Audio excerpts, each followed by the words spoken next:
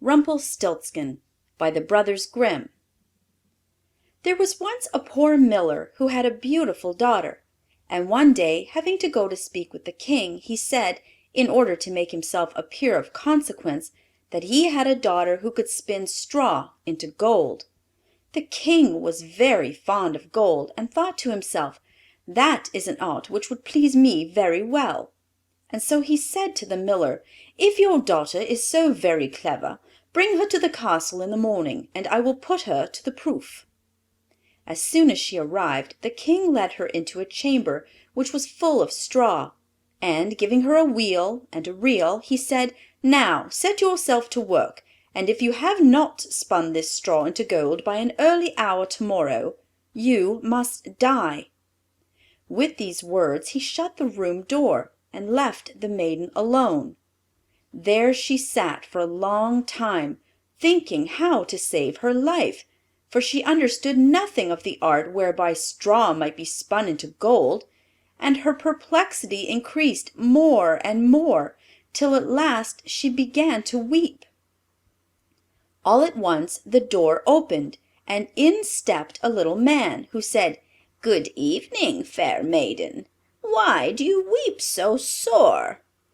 "Oh," she replied, "I must spin this straw into gold, and I'm sure I don't know how."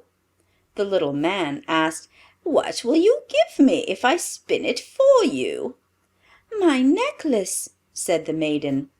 The dwarf took it, placed himself in front of the wheel, and whirr, whirr, whirr, 3 times round, and the bobbin was full. Then he set up another, and whirr, whirr, whirr, thrice round again, and a second bobbin was full, and so he went all night long, until all the straw was spun, and the bobbins were full of gold. At sunrise the king came, very much astonished to see the gold, the sight of which gladdened him, but did not make his heart less covetous. He caused the maiden to be led into another room, still larger, full of straw, and then he bade her spin it into gold during the night, if she valued her life. The maiden was again quite at a loss what to do, but while she cried, the door opened suddenly as before, and the dwarf appeared and asked her what she would give him in return for his assistance. "The ring off my finger," she replied.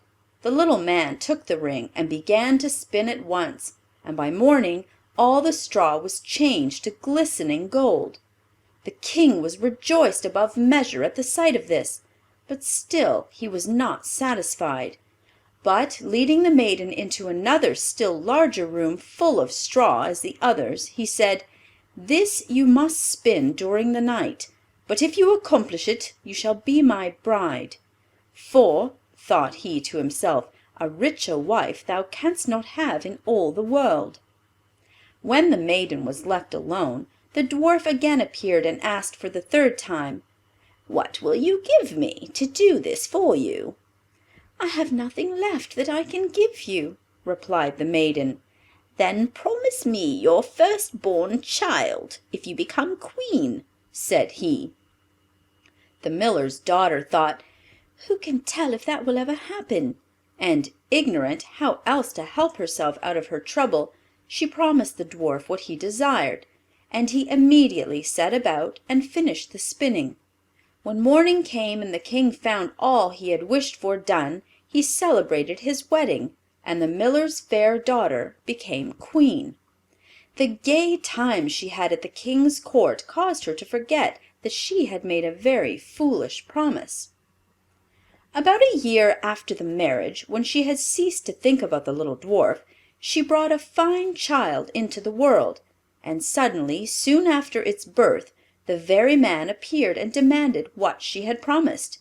The frightened queen offered him all the riches of the kingdom if he would leave her child, but the dwarf answered, "No, something human is dearer to me than all the wealth of the world."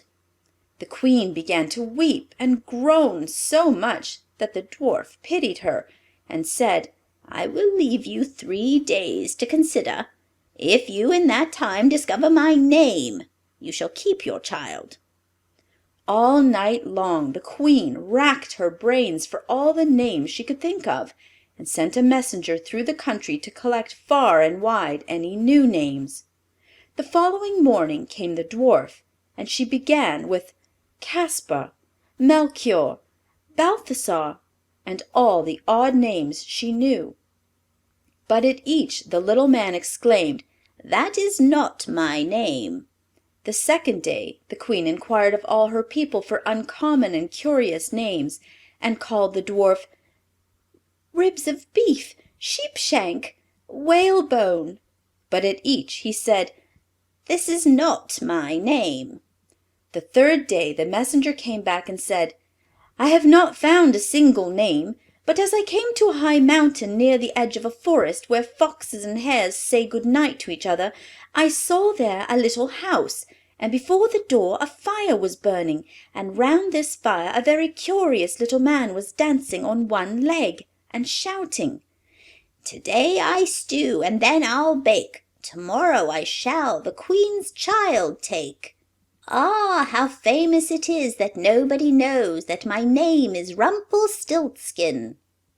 When the Queen heard this she was very glad, for now she knew the name, and soon after came the Dwarf and asked, "Now, my Lady Queen, what is my name?" First she said, "Are you called Conrad?" "No." "Are you called Hal?" "No." "Are you called Rumpelstiltskin?"